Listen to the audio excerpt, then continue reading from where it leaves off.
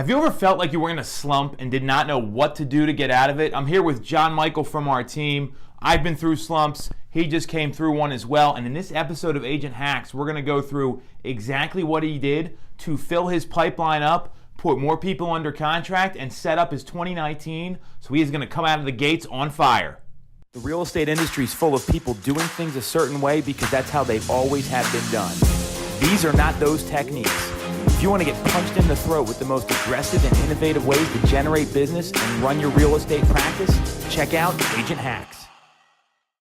What's up? I am Tom Toole. This is John Michael Oleksa. This is Agent Hacks. We are talking about how to hack your business, get through some of the challenges that realtors see. And today we're going to talk about something that John Michael and I have worked through together, which is busting through a slump.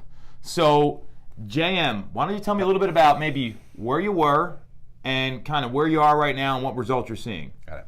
All right, so after June, had 6 settlements in June. Come July, 1 settlement. And from there, I was in the slump. So my 90-day period of what you're doing 90 days prior was happening. Late July, August, September, I had no sales. That's when the slump happened.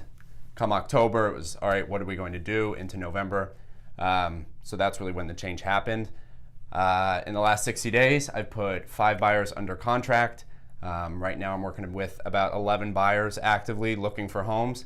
And then from there, 16 or so buyers that I'm trying to get appointments with to be able to work with them in the next coming months and get them under contract as well. So look at that dramatic change there. I mean, this gets me excited when I hear this stuff, right? So 5 sales in about 60, 70 days, 11 active people you're working with, where a lot of agents will tell you, hey, this is the slowest time of year, it's November, it's December, and more importantly, 16 more people you're working on to earn their business. That sounds like you got a pretty massive 2019 set up to have a huge first quarter, huge second quarter, and really keep it going. So what are the 2 or 3 things that you maybe changed or you adjusted or you tweaked that had that massive turnaround from over the summer and the beginning of the fall to where we are right now? Yeah, so with the team, one of the biggest things is morning routine. I had a morning routine set, but if you do it once a week, it's not enough. If you do it twice a week, it's still not enough. So committing to a morning routine. My fault is when I get into the office, I send some emails, I work on current business, and then I get to prospecting. That's where it was really limiting me. So I was getting out of bed much earlier, not 5 a.m., 5:30 was my out of bed time. Got to the gym, got to the office early, made sure to prep my call list ahead of time so that when it was time to prospect, I was prospecting. So that just really helped start the day off to be able to have a good day. And then the second biggest thing is prospecting. Obviously, that's how we get business. During my slump, I was calling the same people every week, trying to get the same appointments. It wasn't working. So we had the talk. It's all right. Prospecting is talking to new people. So then my mindset changed to how many new people can I talk while prospecting instead of just contacting the same people to try to get the same appointments. So that's really where the change was, because then the new contacts led to new appointments and I was still nurturing the same buyers I was working with. So I heard a couple things there. One is like intentional prospecting. It seems like you had a plan when you came in and you were organized, but also morning routine. So what does your morning routine look like? So you get up at 5:30, then what happens? 5:30. I try to have everything packed and ready to go, but usually I'm just picking out my clothes for that day. I'll have my gym bag ready to go. I get to the gym. It's only about 15 minutes away. I'll work out for an hour, get ready there, come into the office. I'm in the office by 7:50. That's when we have our call as a team. So then from like 7:50 to 8 o'clock is when I do my catch-up work, sending out some listings that might have come over, in the evening that I hadn't sent out just yet. But then 8 o'clock is when I'm on the phones.